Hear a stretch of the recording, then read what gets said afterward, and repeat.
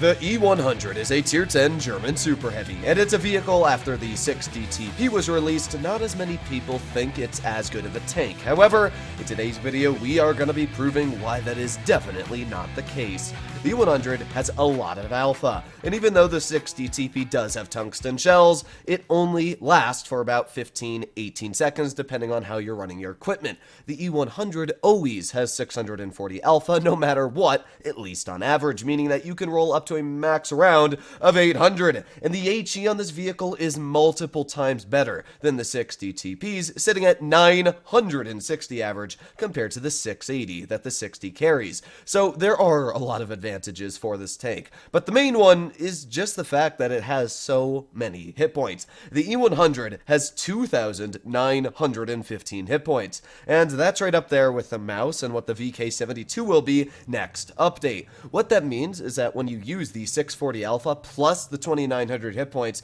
you can outtrade any opponent, even a 60 TP, and then back in the cover and do it again when you get your reload, and keep doing it, and you will win the trades, because most of the time enemies have to shoot heat at this vehicle. If you're running it correctly, you're only exposing your turret. And yes, the turret is a very easy penetration, but you have to load heat to penetrate it, even sometimes if you're in tier 10 tank and destroyers. And what that ends up meaning is that you're dealing, let's say in a 60 TP, 560 average damage, or whatever the heat damage is, where the 100 every shot is dealing 640. It's a huge difference, and that is why the E100 feels incredibly powerful. So, what I'm going to do for you guys today is I got two replays. Now, I played, as you can see, quite a few games in the E100, and they actually went quite well. Out of the 10 games I played in it yesterday in Platoon, I went 80% and averaged around 3,800 average damage. So, these are not just cherry-picked games, but I thought these games showcased where the E100, even in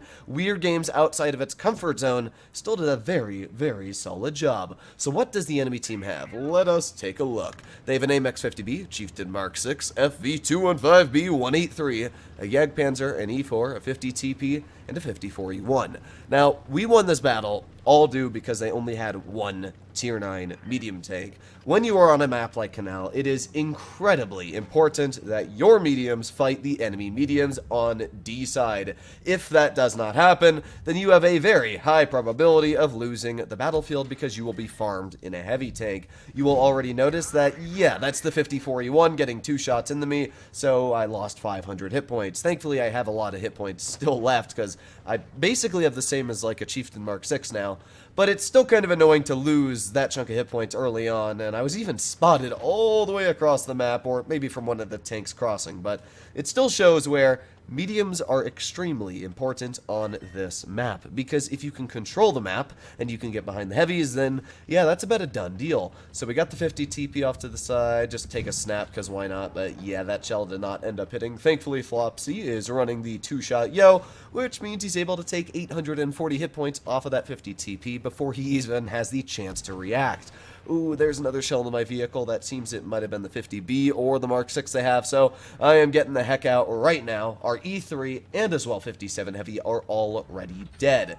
That is not great news, and yeah, I realized that trying to snap that shell in the 54 E1 was going to be a waste of time. Now, I already know where 2 of the enemy tank destroyers are because they had been previously spotted. So, I'm waiting near, making sure that I'm undetected before I drive up, and now here we go. Driving. We know that they got a 183 and a Jagdpanzer and an E4. And yeah, it still kind of gets me nervous when I'm doing this that a vehicle like the 183, which I have not seen, is going to be the one to ruin my day, because yeah, one Hess shell from a 183 can bring me from 1900 down to nothing. But good news is it's not there. And yeah, speaking of HE, that is where the E100 feels just incredible. I just took 1,000 hit points off of that T54 E1, and because of that, that player is no longer in the battlefield. And that means I don't have to worry about people spotting me or shooting me in the rear. We got the 50 TP off to the side, aiming in, and oh, a 781. With that, we are now over 2,000 damage, just with 1 HE at the beginning of the battlefield, and 2 standard shells. Well, I guess one was an HE again, but yeah, I mean, you can see very easily where the E100 gun is very nice. I always get nervous when I'm using a 60 TP that the gun isn't going to hit its shots, but that is definitely not the case in the E100. I'm making sure I'm going to capture base D, because you can see we are down on supremacy points, and yeah, losing on supremacy is not very fun at all. So let us push into position. Here we go. And today was a weird battle as well. You'll, like, if you read the chat as all, I mean, there's people just, oh yes, the E100 should not have a tank destroyer gun, and it should be more balanced. Like, the E100 gun, it's good, don't get me wrong, but there's nothing incredible about it. The 5041's just, bleh. I never understand people. But either way, we are going to push over towards here, and there you have it. The E4 has been detected. And because of the way I have spotted him, he has not detected me. So there you go. Nice shot into the side of the E4. Max roll, and we get a fire. Oh, that's 977 hit points we just took off of his vehicle. And yeah, not very fun for him, is it? Now we got the 183, and you can see I purposely made sure that he couldn't really hesh me unless he tried to shoot my rear, but I really tried to angle my tank, so he actually didn't shoot me with hesh, fired an AP, but even though I got hit by an AP shell, I still have 1,100 hit points left. We've dealt 3,600 this game, and there's one opponent left I want to shoot. The T110E4. I'm going to load it in an HE shell, and kaboom! There you have it, 4,492 damage dealt. And a pretty solid victory for the E100. Now, I do think you could have done what I did in the 60 TP, but definitely not with the HEs and the max rolls I was able to get out. It would have taken a lot more time and possibly not quick enough to win the battle. The E100 still has its own capabilities that make it very strong. But let's break into one more battle and see if the second game does just as well. Castilla is not my favorite map. In fact, it's one of my lesser favorites of the maps. I hate Fort Despair, Castilla, Dead Rail. There's a decent chunk of maps I don't like because they are more dependent on what your team does rather than your individual actions. And Castilla is definitely one of them. If your heavies decide to all go to Seaside alone, then you have a very high possibility of losing the battle because they will be pushed. C is a spot I almost never go on this map. The reason behind it is just down to the fact that mediums can shoot you across, tank destroyers, if they have them, can shoot you from the ridge. It's just really not a great spot to go. If you like to go towards Seaside on Castilla, I would highly suggest not to do it. Either go towards A side and drive with the mediums, or drive towards B and spot the tanks that go to C, like you're going to see me do in this battle. The U100 might not be the fastest of vehicles, so that's a top speed of 30 kilometers per hour, but it does have a very decent power-to-weight ratio, which means that you can get it into your top speed of 30 pretty decently quick. That gets you into the battle at least pretty quick for at least how heavy the tank is. I mean, it weighs like 140 tons. So we know somebody has captured base C. I don't know what is captured C, but I do know there's a vehicle in base B. So here we go, pull around the corner, and yeah, I was not expecting to see a T-54 there, but yeah, there goes 612 hit points. That is fine with me. And now we start reloading again. We got the T-22 and Vickers Light off to the side, and that 54 is now in the range of a one-shot for me. But nah, 54 is not that big of a threat. Much rather would shoot that 57 heavy. So I get a big ol' slap into him, and even though I take about 700 hit points, we just dealt about the same back. That's just what I love about the alpha from this vehicle. So I can't jet a shell into that mouse, and just not quick enough of a reload.